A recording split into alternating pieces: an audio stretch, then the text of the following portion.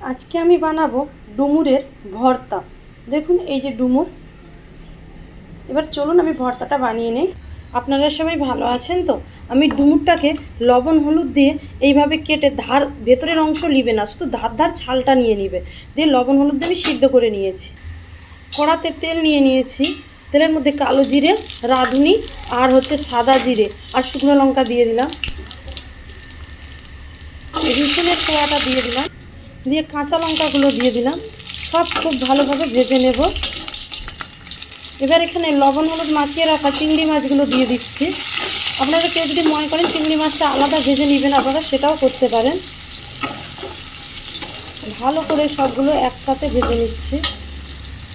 এবার এখানে পেঁয়াজ কুচিগুলো দিয়ে দিলাম। একটু বেশি করে রসুন পেঁয়াজ দিবে আর ঝাল লবণ টান টান দেবে, তবেই কিন্তু এটা খেতে, ডুমুরের ভর্তাটা খেতে ভীষণ ভালো লাগে। আর ডুমুর আমাদের শরীরের পক্ষে ভীষণ উপকারী। এইখানে এবার আমি লবণ আর একটু হলুদ দিয়ে দেব।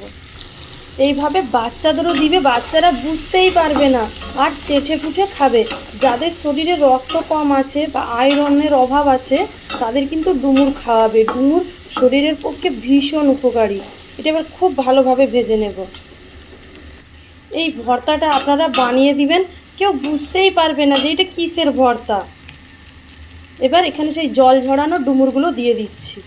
এবার ডুমুরগুলো খুব ভালোভাবে কিন্তু ভেজে নেব।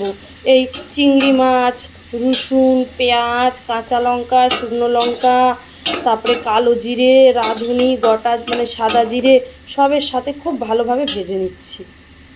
একবার বানিয়ে দেখবেন থালা থালা ভাত খাওয়া যাবে, আর কিচ্ছু ভাতের সঙ্গে লাগবে না। মনে হয় ডুমুরের ভর্তা দিয়েই ভাত মাখিয়ে খায়। আমার ছেলে মেয়ে ভীষণ ডুমুরের রান্নাও করবে মাংসর মতো করে, তাও ভীষণ পছন্দ করে।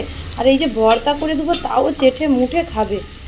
খুব ভালোভাবে এটাকে আমি এবার ভেজে নিচ্ছি। আপনারা কারা কারা ডুমুরের ভর্তা খেয়েছেন কমেন্ট করে জানাবেন। আর যারা খাননি তারা একবার কিন্তু বানিয়ে আমাকে জানাতে ভুলবেন না। একবার বানিয়ে দেখবেন, বারবার খেতে ইচ্ছে হবে। আর এ তো আমাদের শরীরের পক্ষে তো উপকারী, এ তো আর ক্ষতি করে না। আপনারা কিন্তু খেতে পারেন, এতটাই উপকার। আগে কিন্তু আমি এইসব খাবার একটু পছন্দ করতাম না, কিন্তু রাঁধতে রাঁধতে শ্বশুরবাড়ির লোকজনকে দিতে তখন ভাবলাম যে তারা যখন এত চেটে পুটে খাচ্ছে পছন্দ করছে, তাহলে আমার খেতে কী যায়। তারপরে যখন আমি খেতে লাগলাম, আমার এখন এইসব খাবারগুলো নিয়ে এত ভালো লাগে আপনাদের আমি বলে বোঝাতে পারবো না। এটা দিয়েই আমার ভাত মনে আর কিছু লাগবে না, এটা দিয়েই ভাত খাওয়া হয়ে যাবে। আর ছেলে মেয়ে তো আঙুল চেটে পুটে খায়। এই দেখুন ভীষণ ভালোভাবে ভাজবে, তবে কিন্তু খেতে ভালো লাগবে। আর একটু সিদ্ধ করে নিয়েছি কেন জানেন, যদি একটু ডুমুরটা শক্ত শক্ত ভাব হয়, তাই একটু সিদ্ধ করে ভাজবেন তাও ভালো লাগবে। আবার কেউ যদি সিদ্ধ নাও করতে চান তাহলে একটু কষ কষ লাগে, যেহেতু আয়রন আছে ঝিরিঝিরি করে তাহলে কেটে ভাজবেন তাও ভালো লাগবে। আমি হালকা লবণ হলুদ দিয়ে সিদ্ধ করে নিয়েছি। খুব সুন্দরভাবে দেখুন ভাজা কিন্তু হয়ে গিয়েছে। এবার এটাকে ডাইরেক্ট কিন্তু বাটবে না, হালকা ঠান্ডা করে, আপনাদের যাদের মিক্সি আছে তারা মিক্সিতে করবেন, যারা শিল তারা শিলের মধ্যে বাটবেন, দেখবে খেতে অসাধারণ লাগে। এবার এটাকে আমি ঠান্ডা করে বেটে নেব। ভাজাটা যেন লাল লাল মুচমুচে হয়, তবেই কিন্তু খেতে ভালো লাগবে। এই দেখুন এটা আমার ঠান্ডা হয়ে গেছে। এবার এটাকে আমি বেটে নেব। কোনো জল ব্যবহার করবে না, এমনিই বাটা হয়ে যাবে। আমি মিক্সিতে বেটে নেব। এই দেখুন মিক্সিতে নিয়ে নিয়েছি, এবার বেটে নেব। দেখুন ইউনিক একটি রেসিপি, একবার বানিয়ে দেখবেন, এতটা সুন্দর হয়েছে। আমার ছেলে মেয়ে সবাই, আমি মিক্সচারটা রাখছি না সেটাকে নিয়ে চেটে চেটে সব খাচ্ছে। আপনাদের আমি সত্যি বলে বোঝাতে পারবো না।